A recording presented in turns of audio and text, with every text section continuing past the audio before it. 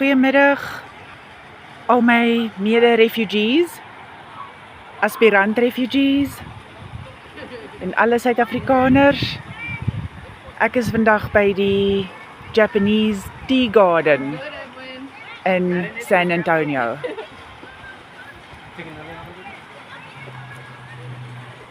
Ek het drie busritte gemaak hiernatoe. Ek moes 2 keer getransfer het van waar ek bly om uit te kom na die Tea Garden toe.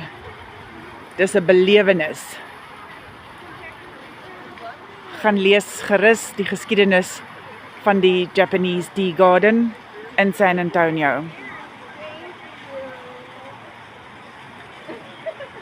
Koi ponds met nie net koi visse nie, maar ook skilpaadjies, turtles en ducks.